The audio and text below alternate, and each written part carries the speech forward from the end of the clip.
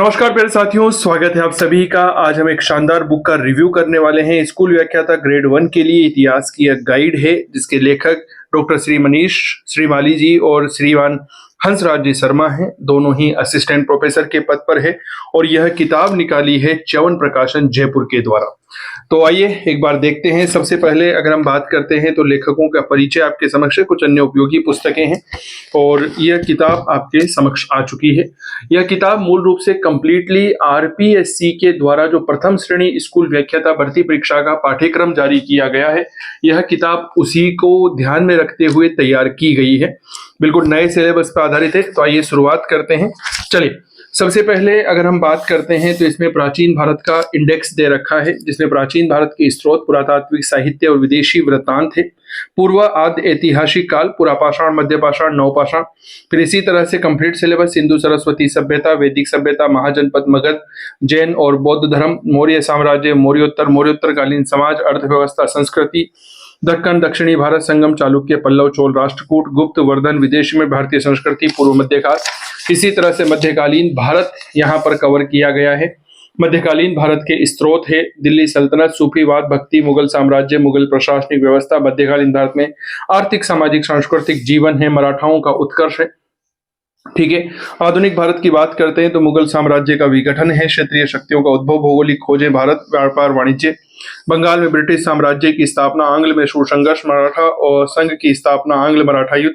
सिख राज्य है 1857, संवैधानिक विकास, भूधरती पद्धतियां और भू राजस्व पद्धतियां, सामाजिक धार्मिक सुधार, भारत में शिक्षा और समाचार पत्रों का विकास।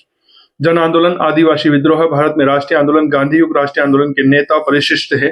फिर इसके बाद विश्व इतिहास में पुनर्जागरण, यूरोप में धर्म प्रति सुधार आंदोलन, औद्योगिक क्रांति, अमेरिकी क्रांति, औद्योगिक क्रांति, फ्रांस की क्रांति, इटली जर्मनी का एकीकरण, फांसीवाद, नाजीवाद, प्रथम विश्व युद्ध, द्वितीय विश्व युद्ध, अंतर्राष्ट्रीयवाद, राष्ट्रवाद संघ और संयुक्त राष्ट्र संघ, रूस और चीन की क्रांति, अरब विश्व, अफ्रीका और दक्षिण एशिया में राष्ट्रीय आंदोलन। फिर राजस्थान का इतिहास, वही सिलेबस में बिंदु, राजस्थान के इतिहास के स्रोत, पुरातात्विक स्थल, राजपूत राज्यों का उदय, जिसमें अगर हम बात करते हैं तो गुर्जर, प्रतिहार, राठौड़ और कछवाहा।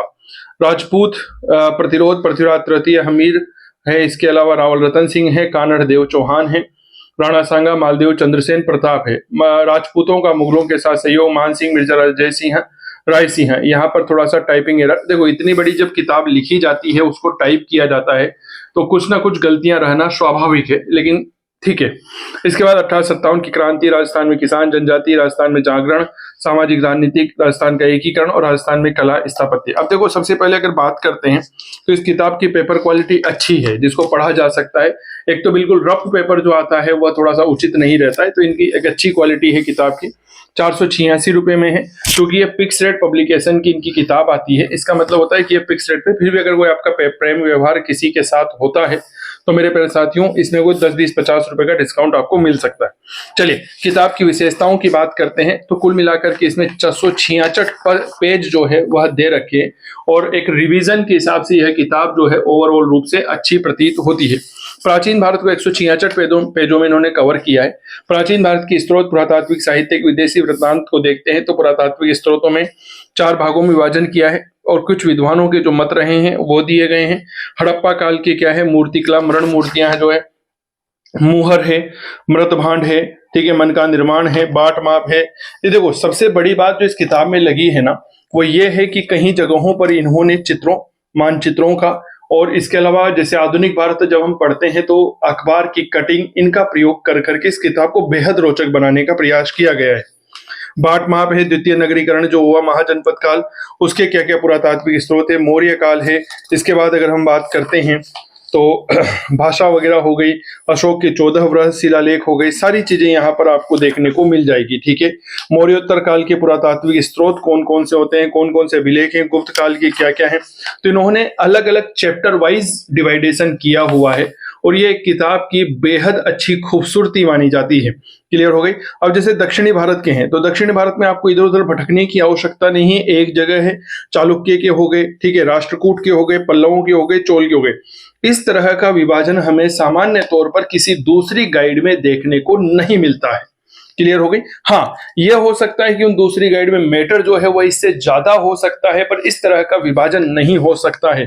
ठीक है, पूर्व मध्यकाल के अभिलेखीय स्त्रोत हो गए, फिर साहित्यिक स्त्रोत आप देखिए, जैसे वेद हो गए, यहाँ पर उपनिषद ब्राह्मण ग्रंथ हो गए। ठीक है, कुछ और ग्रंथ हो गए, जैसे मौर्योत्तर काल में मनुस्मृति, भास के नाटक हो गए, गुप्त काल की महत्वपूर्ण रचनाएं हो गई। हाँ, थोड़ा सा इसमें यह किया जा सकता था, जैसे कालिदास की रचनाएं हैं तो इनके बारे में डिटेल की जा सकती थी, लेकिन फिर भी ठीक है, अच्छा है ना। पूर्व और आद्य ऐतिहासिक काल में आप देखिए इस तरह से डायग्राम सारणियों का उपयोग किया गया है चीजों को अच्छा बनाने के लिए।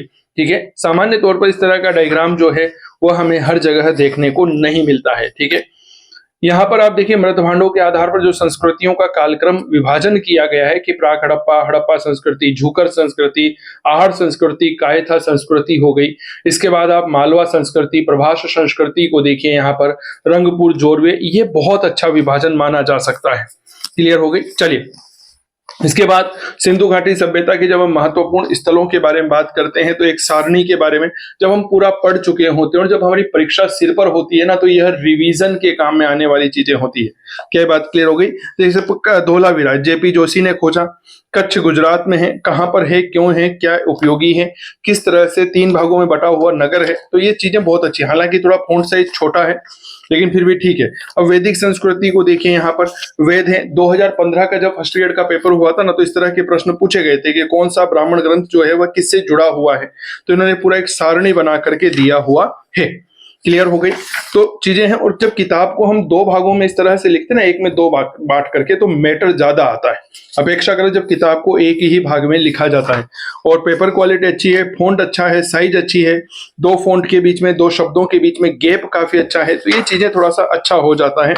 अब जैसे इन्होंने वैदिक कालीन पंच महायज्ञ दे रखे हैं, अब ये हमारी परीक्षा में पूछे जाते हैं। 3 ऋण है, 16 संस्कार है। ठीक है, इसके अलावा 4 आश्रम है, 4 पुरुषार्थ है, अनुष्ठानिक यज्ञ हो जाते हैं। इस तरह से चीजें हमारी रिवीजन के टाइम पर बहुत अच्छी हो जाती हैं। हालांकि इनमें चाहते तो 16 संस्कारों में इनका जो है डिटेल एक्सप्लेनेशन किया जा सकता था, लेकिन हो सकता है जब लेखक किताब लिखता है तो उसके पीछे उसकी कहीं सारी चीजों को देखा जाता है कि मैटर इतना ज्यादा भी नहीं हो जाए कि वह पढ़ा नहीं जा सके। क्लियर हो गई। महाजनपद काल है, जैसे 16 महाजनपदों की सूची दे रखी है, राजधानियां दे रखी है, उनका क्षेत्र दे रखा है। क्लियर हो गई। और सबसे बड़ी बात क्या है ना, इन्होंने हर एक चैप्टर के पीछे परीक्षा दृष्टि के नाम से इस तरह से रिवीजन का बिंदु दे रखे। ये रिवीजन हमारे उस चैप्टर का समराइज्ड मैटर होता है कि हम उस चैप्टर को किस तरह से रिवाइज्ड कर सकते हैं या किस तरह से उसकी समरी की जा सकती है। क्लियर हो गई। अब आइए आगे बढ़ते हैं। प्रत्येक महाजनपद की बहुत डिटेल एक्सप्लेनेशन है। ठीक है, प्रमुख गणराज्य दे रखे हैं, अक्सर परीक्षाओं में पूछा जाता है। मगध का उत्कर्ष यहाँ पर है। ठीक है, इसके बाद अगर बात करते हैं तो सीधा बौद्ध और जैन धर्म पर आ जाते हैं। परिचय है, उदय के क्या कारण रहे, इस तरह की चीजें सामान्यतः हमारे एग्जाम में पूछी जाती है। और ये कुछ संप्रदाय हो गए, बौद्ध धर्म के बारे में जानकारी हमें यहाँ पर देखने को मिल जाती है। इस तरह से चित्र देखो, जब भी मैं अपना कोर्स पढ़ाता हूँ ना, तो आपको यह पता ही होगा जिन्होंने मेरा ऐप चंदू सर की क्लास को डाउनलोड कर रखा है, तो मैं अक्सर चित्रों का, मानचित्रों का, इनका उपयोग करते हुए ना कोर्स को रोचक बनाने की कोशिश करता हूँ। इससे चीजें अपने आप क्लियर होने लगती है। इन्होंने अपनी किताब में यही काम किया है। क्लियर हो गई। चलिए, हीनयान और महायान में अंतर है। अब हीनयान को भी डिटेल कर दिया, वैभाषिक और सौत्रांतिक कर दिया, महायान को शून्यवाद और विज्ञानवाद के रूप में इन्होंने विभाजन करने का प्रयास किया है। बहुत ज्यादा इसमें वीडियो लंबा नहीं करने का प्रयास करूंगा, लेकिन हाँ, एक बार चीजें आपकी क्लियर हो जाए तो ज्यादा ठीक रहेगा। ठीक है, कौन सा शिलालेख कब खोजा गया, क्या क्या विशेषताएं हैं, ये सारी चीजें हैं। 14 शिलालेखों की विषय वस्तु हो गई। ठीक है, जैसे ये स्थान हो गए, लघु शिलालेख हो गए। ठीक है, चलिए इसके बाद आप दक्षिणी भारत के राज्यों की तरफ आ जाइए। ये परीक्षा दृष्टि आपको यहाँ पर भी देखने को मिलेगी। मौर्योत्तर काल हो गया तो यहाँ पर भी आपको ये परीक्षा दृष्टि चीजें देखने को मिल जाती है। दक्कन और दक्षिणी भारत में आप देखिए इस तरह से 3 संगम हुए हैं, तो इनकी चीजें आपको देखने को मिल जाएगी। ठीक है। नमस्कार साथियों, आपको भी तलाश है इतिहास के एक ऐसे कोर्स की जो चित्रों, मानचित्रों और डायग्राम के आधार पर बना हुआ हो। इतिहास का एक ऐसा कोर्स जो आपकी समझ को विकसित करता हो, बेसिक से लेकर हाई लेवल तक लेकर जाता हो और आपकी परीक्षा की तैयारी में सहायक सिद्ध हो। तो चंदू सर की क्लास मोबाइल एप्लीकेशन पर इतिहास के ऑनलाइन कोर्सेज अवेलेबल हैं। इतिहास का अद्भुत मंच है, आप गूगल प्ले स्टोर से आज ही डाउनलोड कर सकते हैं चंदू सर की क्लास मोबाइल एप्लीकेशन। यहाँ पर इतिहास के कोर्स उपलब्ध है। आरपीएससी फर्स्ट ग्रेड इतिहास पेपर 2 का, हिस्ट्री फाउंडेशन का कोर्स अवेलेबल है सभी पीजीटी एग्जाम के लिए। जैसे कई सारे पीजीटी एग्जाम आते हैं, केवीएस, एनवीएस, DSSS, अभी एमआरएस की वैकेंसी आने वाली है, आरपीएससी फर्स्ट ग्रेड चल रही है, राज्यों के पीजीटी फर्स्ट ग्रेड के एग्जाम आते हैं। तो अलग अलग कोर्स खरीदने के झंझट से मुक्ति, इसीलिए मैंने लॉन्च किया है फाउंडेशन कोर्स। 2 साल की वैधता के साथ रहेगा। इसके अलावा विश्व इतिहास का सेपरेट कोर्स है, प्राचीन भारत है, मध्यकालीन भारत है, आधुनिक भारत है। नोट्स आपको यहाँ पर मिल जाएंगे। इसके अलावा टॉपिक वाइज टेस्ट सीरीज तैयारी में जब तक हम अभ्यास नहीं करेंगे तब तक सफलता को प्राप्त नहीं किया जा सकता। उसी लिए हमने यहाँ पर आपके टॉपिक वाइज टेस्ट सीरीज शुरू की है। 5 अध्याय हैं आपके भारत का इतिहास के, 3 प्राचीन, मध्य, आधुनिक, विश्व और राजस्थान। 5 अध्याय के अलग अलग टॉपिक वाइज टेस्ट होंगे, प्लस 5 मॉडल पेपर बिल्कुल फ्री रहेंगे। तो यह सब आपको कहाँ मिलने वाला है? चंदू सर की क्लास मोबाइल एप्लीकेशन पर। तो फिर देरी किस बात की, गूगल प्ले स्टोर से आज ही डाउनलोड करिए हमारा ऐप, आपका ऐप चंदू सर की क्लास मोबाइल एप्लीकेशन। किसी भी प्रकार की हेल्पलाइन के लिए आप हमारे संपर्क सूत्र 8802060952 पर संपर्क कर सकते हैं। धन्यवाद। कौन कौन से लेखक है, शब्दावली। देखो, दक्षिणी भारत जब आप पढ़ते हो ना, चाहे संगम काल पढ़िए, चाहे चोल काल पढ़िए, चाहे चेर साम्राज्य पढ़िए, उनमें सामान्य तौर पर शब्दावलियों से प्रश्न बहुत जबरदस्त तरीके से आते हैं। मैंने जब दक्षिणी भारत देखा तो तुलनात्मक रूप में इनका मैटर जो है वो सफिशियंट लगा। क्या ये बात क्लियर हो गई? और काफी अच्छा लगा। जैसे ये मंडल हो गया, विषय हो गया, भुक्ति हो गया, इस तरह के सवाल आते हैं। त्रिपक्षीय संघर्ष के जो 6 चरण हुए हैं इन्होंने यहाँ पर शामिल किया है, और एक अच्छा मैटर दक्षिणी भारत के परिप्रेक्ष्य में इन्होंने साझा किया है। ठीक है, समुद्रगुप्त के बारे में जो विजय अभियान है इसका, उसके बारे में जानकारी हमें देखने को मिल जाती है। इसके बाद गुप्त काल के प्रमुख अभिलेख जो है, इनकी एक सूची दे रखी है। लेख शासक का नाम है, राज्य है। इसके अलावा जो महत्वपूर्ण जानकारियां इनमें देखने को मिलती है वह हमें यहाँ पर पता चल जाती है। जैसे एक प्रश्न अक्सर पूछ लिया जाता है कि प्रथम अभिलेख कौन सा है जिस पर गुप्त संवत की तिथि अंकित है, तो बिलसद अभिलेख है जो एटा उत्तर प्रदेश से प्राप्त हुआ है। क्लियर हो गई? चलिए, इसके बाद विदेशों में भारतीय प्रसार और संस्कृति है। ठीक है, तो इस चैप्टर को मुझे लगा कि थोड़ा सा और विस्तार दिया जा सकता था, लेकिन लेखकों ने इसको थोड़ा सा कम यहाँ पर महत्व दिया है। जबकि इस चैप्टर के प्रश्न जो है वह दिन प्रतिदिन की परीक्षाओं में बहुत ज्यादा बढ़ रहे हैं। क्लियर हो गए? लेकिन फिर भी ठीक है, थोड़ा सा बड़ा किया जा सकता था। चलिए, इसके बाद पूर्व मध्यकाल के बारे में आ गए, और फिर हम देखते हैं पूर्व मध्यकाल के प्रमुख स्थापत्य हो गए। तो एक जगह पर इन्होंने दे रखा है, जैसे बादामी का गुहा मंदिर किसने बनवाया, ठीक है, और ये कौन से वंश का था। ठीक है, इसे ही श्रीनिवास नल्लूर का कोरंगनाथ मंदिर आता है, परांतक प्रथम ने बनाया था। इस तरह से चीजें काफी अच्छी है। दिल्ली सल्तनत की स्थापना के बारे में सारे राजवंश एक जगह आ गए, समयावधि आ गए, उनके शासक आ गए, उनकी उपाधियां आ गई। इस तरह की सारणियां जो है ना, यह हमारी परीक्षा के टाइम पर रिवीजन के लिए बहुत उपयोगी होती हैं। इसलिए यह किताब अगर आप लेने की इच्छा रखते हैं तो देखो, रिवाइज करने के लिए एक शॉर्ट नोट्स जिसे हम कहते हैं ना, तो उसकी ये खाना पूर्ति कर देती है। अब जैसे हुमायूं का मकबरा है, ठीक है, लेकिन जब हम मुगल स्थापत्य पढ़ते हैं, जहांगीर का शासनकाल पढ़ते हैं, नूरजहां पढ़ते हैं, तो नूरजहां ने जहांगीर के शासनकाल में अपने पिता एतमाद-उद-दौला का मकबरा बनाया। एतमाद-उद-दौले के मकबरे में आपको पता होगा पित्रा-ड्यूरा शैली का प्रयोग किया गया था। ये रहा पित्रा-ड्यूरा शैली। क्या है, इस तरह से चित्र बना करके चीजों को बहुत अच्छे से रोचक बनाया गया। और मुझे तो व्यक्तिगत तौर पर, मैं आपको सही बात बताऊं ना, तो मुझे तो वह किताब ज्यादा अच्छी लगती है जिसमें इस तरह के डायग्राम बने हुए होते हैं, चार्ट बने होते हैं। ठीक है, और इसके अलावा इमेजेस फॉर्मेट में चीजें होती है, तो वो अच्छी लगती है। उससे क्या है, विषय वस्तु पढ़ने में बहुत आसान हो जाता है। क्लियर? आप मेरा ऐप डाउनलोड कर सकते हैं, चंदू सर की क्लास। वहां पर फर्स्ट ग्रेड के ऑनलाइन कोर्सेज अवेलेबल हैं, test series topic wise available हैं। टॉपिक वाइज टेस्ट सीरीज की सबसे बड़ी बेनिफिट ये होता है कि जब हम कोई भी टॉपिक पढ़ चुके होते हैं तो हम उसका अभ्यास कर चुके होते हैं। ठीक है, और कई बार ऐसा होता है कि जब हम पढ़ रहे होते हैं तो कुछ एकाध प्रश्न, एकाध तथ्य जो है वो छूट जाते हैं, तो टेस्ट सीरीज में हमें वो पता चल जाता है। टेस्ट देते हैं तो कई विद्यार्थी ऐसा भी कहते हैं, और यार ऐसा भी था क्या, हमें तो पता ही नहीं था। तो वहां पर वो चीजें क्लियर हो जाती है। अंग्रेजों के द्वारा भारत में जो युद्ध लड़े गए हैं, इनका एक क्रम यहाँ पर दे रखा है। ये बहुत अच्छा होता है, क्योंकि कई बार इस तरह की चीजें हमसे पूछ लिया जाता है। जैसे एक बार किरकी का युद्ध आपके पूछा गया था, पता ही होगा।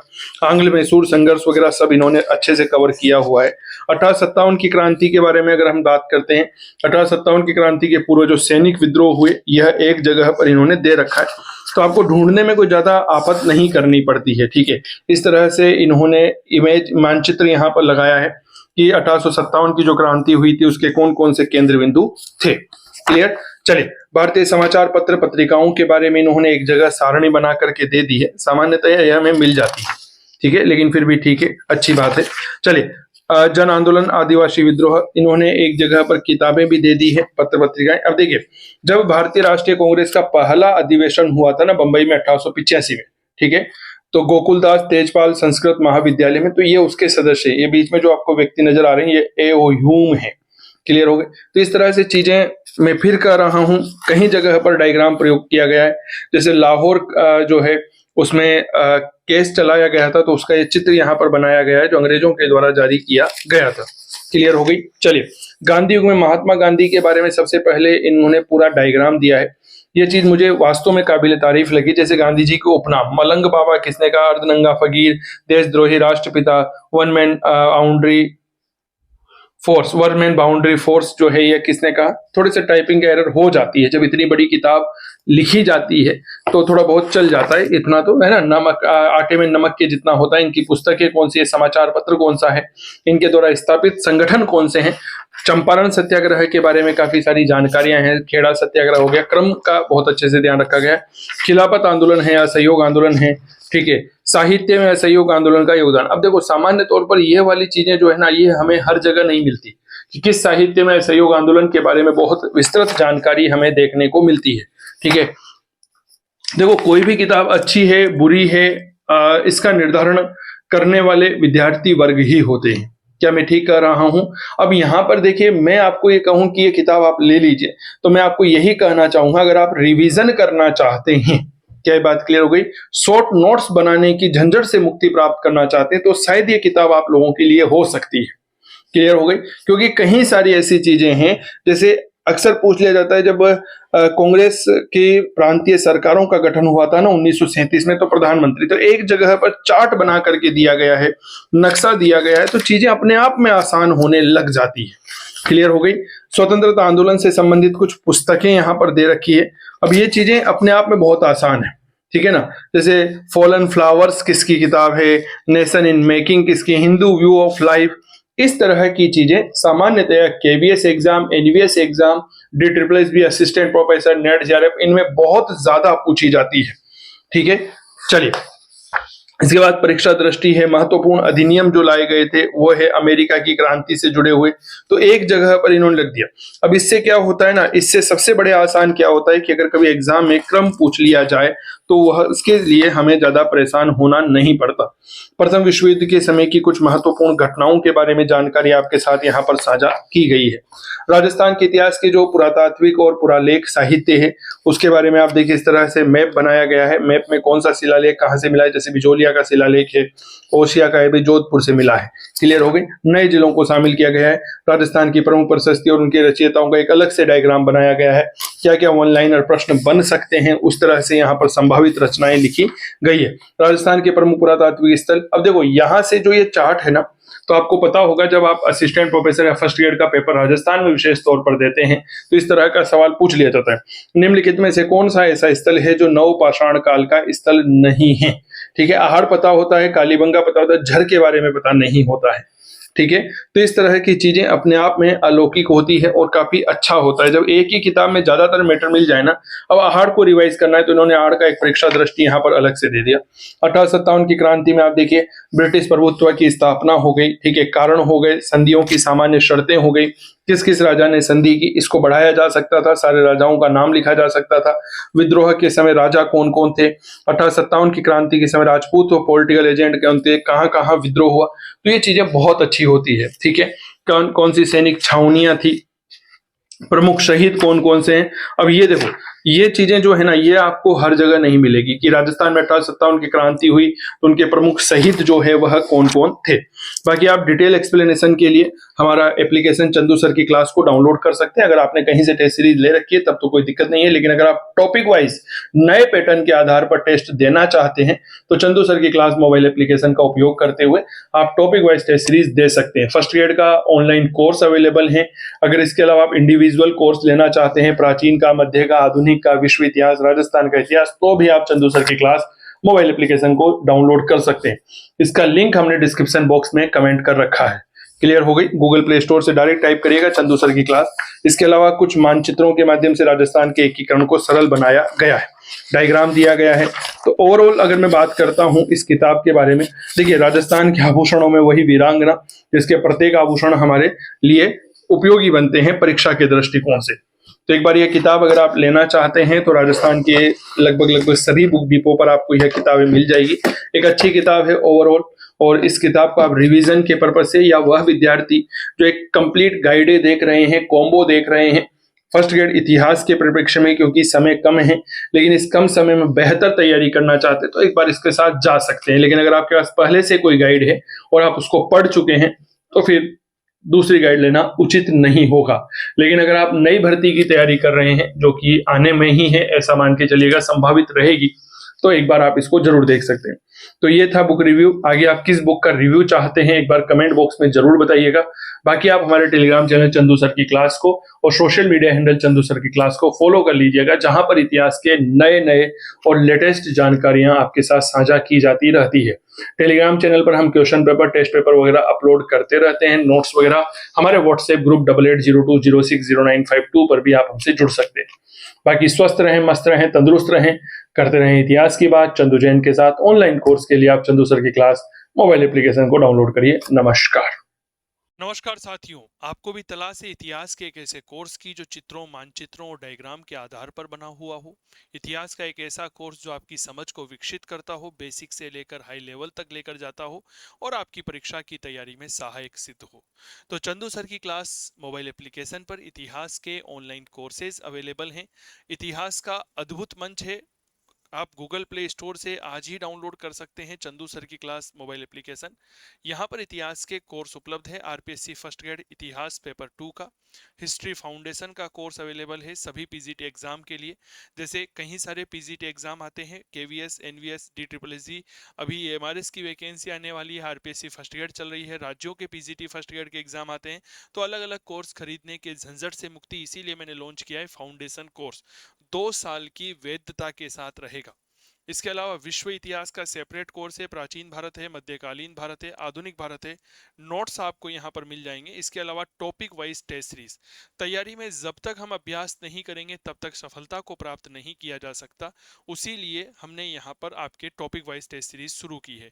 5 अध्याय हैं आपके भारत का इतिहास के, 3 प्राचीन, मध्य, आधुनिक, विश्व और राजस्थान। 5 अध्याय के अलग अलग टॉपिक वाइज टेस्ट होंगे, प्लस 5 मॉडल पेपर बिल्कुल फ्री रहेंगे। तो यह सब आपको कहाँ मिलने वाला है? चंदू सर की क्लास मोबाइल एप्लीकेशन पर। तो फिर देरी किस बात की, गूगल प्ले स्टोर से आज ही डाउनलोड करिए हमारा ऐप, आपका ऐप चंदू सर की क्लास मोबाइल एप्लीकेशन। किसी भी प्रकार की हेल्पलाइन के लिए आप हमारे संपर्क सूत्र 8802060952 पर संपर्क कर सकते हैं। धन्यवाद।